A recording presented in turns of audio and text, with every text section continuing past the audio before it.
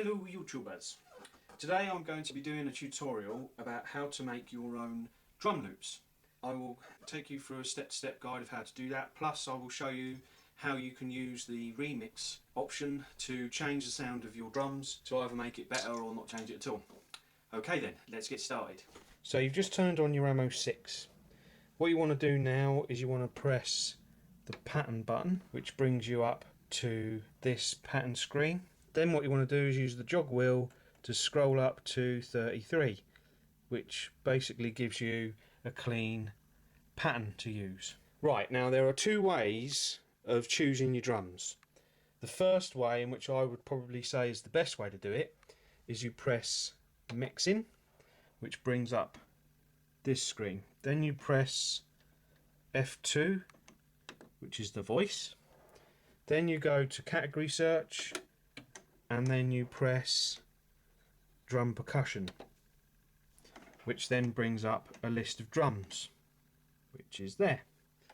Then you scroll down, choose whichever drums you want. I think I'll go with that one. Then what you do is you press store, which brings up that screen, if you can see it. Then you press execute, which then brings up that screen, and then you press yes. Now that will store the drum kit onto track 1, which is what you want. And then you just press exit, which then brings you back to the default pattern screen. And there's your drum kit. Right, now the other way you do it is, I shall do it on track 2 because I want to keep those drums. So what you do is you press F4, which is the patch button, which then brings up that screen. Then what you do is you go to the yes button and you press it until you get DR1. Now DR1, 2, 3 and 4, as you can see as I change it, it says samba there, then trance, then folk, then funk. Basically that is a drum loop that's preset. If you don't want to have the preset drum loop, basically what you do is you press the no button until that disappears.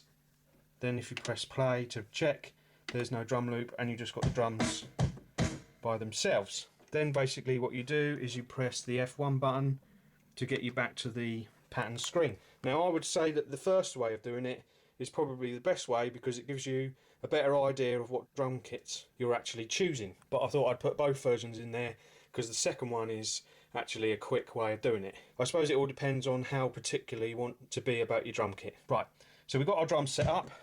Go to track 1. So we've got our drum kits. Now what you want to do is you want to get into the record mode. So you press record.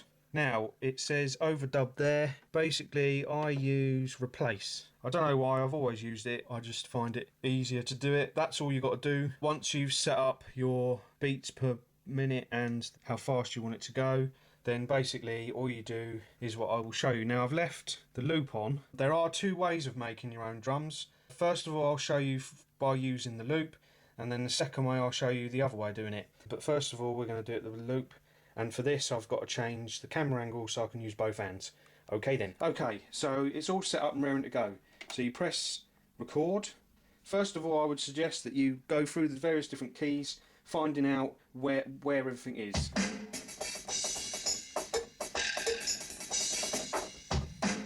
So then you're ready to put your loop in. So here we go.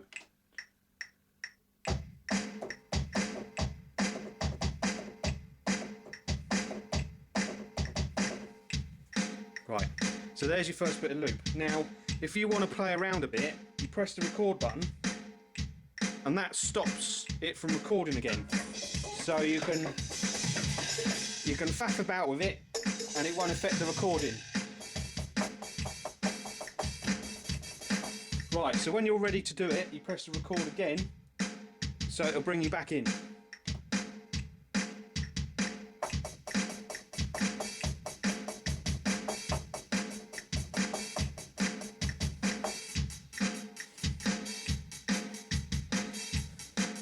And then you just press stop to finish it. That is a very basic way of doing things. Now for the next bit. So you've got your drum loop in there. What you want to do, you think to yourself, I want to see what this is capable of. So you press the F5 button, which is the remix button, and that will bring this screen up.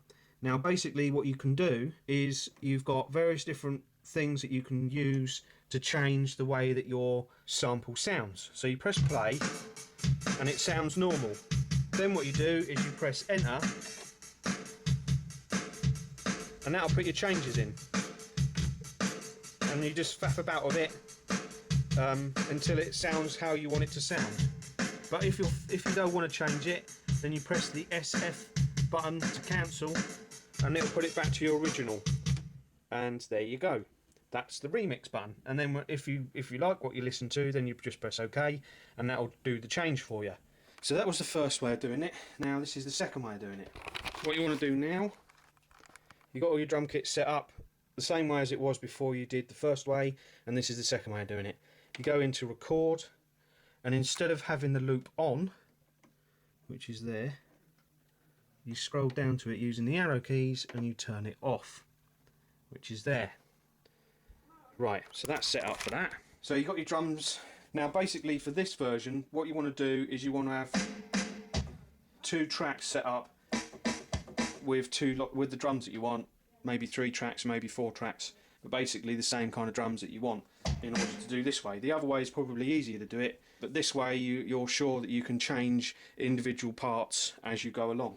So here we go.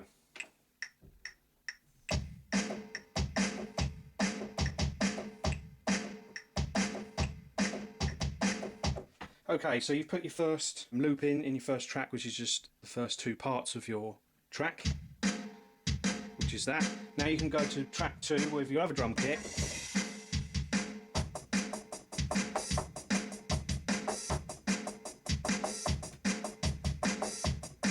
And then basically recording what you want to use.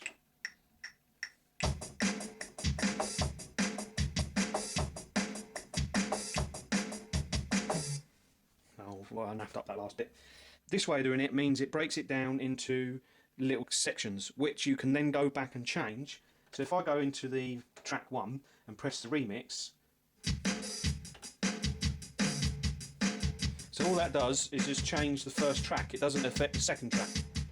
Now, one of the problems in the last way that I showed you in doing the drum loops that way, okay, you get more creatability as far as being able to change individual tracks, but the only problem is that the more tracks you use, the more polyphony you're going to use, and the more trouble it will bring you if you then use the rest of the sequencer to do the rest of your song. What I would recommend is that if you're going to do your drums on the mo6, and then you then put the drum loops into a computer-based sequencer like Sonar or Cubase, or even things like Fruity Loops, stuff like that, because then that way you can have the biggest amount of changeability on your drums that you do, plus you can still retain the other elements of your song on the mo6. Unfortunately, because the mo6 only has 64 notes of polyphony, the drums seem to use quite a lot of that polyphony. It's either a case of keeping the drums very basic, or it's a case of using another sequencer like Cubase or Sonar. I hope this has helped. If you have any questions for me, I'll try and answer them as the best I can. This tutorial is new to me because I've only just learnt how to do it myself, and like I always say, motivator.com has got a good forum on it, and also there's a forum, Yamaha forum, which helps with these things as well. Hope you enjoy it, and I shall see you later. Okay then, bye bye.